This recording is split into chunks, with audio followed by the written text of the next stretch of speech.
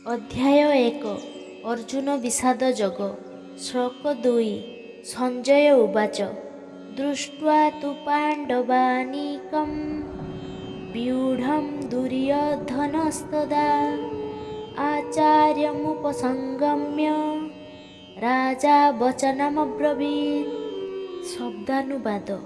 ସଞ୍ଜୟ ଉବାଚ କହିଲେ, ଦୃଷ୍ଟ୍ୱା ଦେଖିଲା ପରେ, ତୁ କିନ୍ତୁ ପାଣ୍ଡବ ଅନିକମ୍ ପାଣ୍ଡବମାନଙ୍କର ସୈନ୍ୟ, ବ୍ୟୁହ ଦୁର୍ଯ୍ୟୋଧନ ତଦା ସେ ସମୟରେ, ଆଚାର୍ଯ୍ୟମ୍ ଶିକ୍ଷକ, ଉପସଂଗମ୍ୟ ତାଙ୍କ ନିକଟକୁ ଯାଇ, ରାଜା ବଚନ ଅବ୍ରବୀତ୍ କହିଲେ।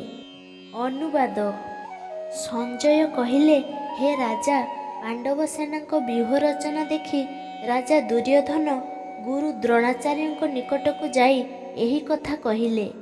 ଧୃତରାଷ୍ଟ୍ର ସିନା ଜନ୍ମରୁ ଅନ୍ଧ ଥିଲେ, ହେଲେ ତାଙ୍କ ପୁତ୍ରଗଣ ଧର୍ମନୀତି ସମ୍ବନ୍ଧରେ ଅନ୍ଧ ଅଟନ୍ତି ଏବଂ ଧୃତରାଷ୍ଟ୍ର ଏକଥା ଭଲ ଭାବରେ ଜାଣିଥିଲେ। ସେମାନେ କେବେ ହେଲେ ଆଜନ୍ମ ଧାର୍ମିକ ପାଣ୍ଡବମାନଙ୍କ ସହିତ ସନ୍ଧି କରିପାରିବେ ନାହିଁ। ତଥାପି ସେ ତୀର୍ଥସ୍ଥାନର ପ୍ରଭାବ ସମ୍ବନ୍ଧରେ ସନ୍ଦିହାନ ଥିଲେ। ସେ ଯେତେବେଳେ ସଞ୍ଜୟକୁ ଯୁଦ୍ଧକ୍ଷେତ୍ର କଥା ପଚାରିଲେ, ସେତେବେଳେ ସଞ୍ଜୟ ତାଙ୍କ ମନ କଥା ଜାଣିପାରିଲେ। ତେଣୁ ସେ ହତାଶ ହୋଇ ପଡ଼ିଥିବା ରାଜାଙ୍କୁ ଟିକିଏ ପ୍ରେରଣା ଦେବାକୁ ଇଚ୍ଛା କଲେ ଏବଂ ସେଥିପାଇଁ ସେ ତାଙ୍କୁ ଚେତାବନୀ ଶୁଣାଇ କହିଲେ ଯେ ତାଙ୍କର ପୁତ୍ରଗଣ ତୀର୍ଥସ୍ଥାନର ପ୍ରଭାବରେ ପ୍ରଭାବିତ ହୋଇ କେବେ ହେଲେ ସନ୍ଧି କରୁନାହାନ୍ତି।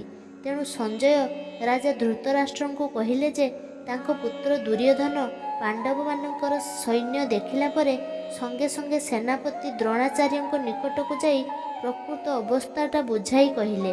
ଯଦିଓ ଦୁର୍ଯ୍ୟୋଧନଙ୍କୁ ଏଠାରେ ରାଜା ବୋଲି କୁହାଯାଇଛି, ତଥାପି ଅବସ୍ଥାର ଗୁରୁତ୍ୱ ଯୋଗୁଁ ସେ ସେନାପତିଙ୍କ ନିକଟକୁ ଯାଇଥିଲେ। ସେ ଯେତେବେଳେ ପାଣ୍ଡବମାନଙ୍କର ସୈନ୍ୟସଜ୍ଜା ଦେଖିଲେ, ସେତେବେଳେ ସେ ଯେ ଭୟଭୀତ ହୋଇପଡ଼ିଥିଲେ, ଏହା ପରିଷ୍କାର ଭାବେ ଜଣାପଡ଼ୁଥିଲା।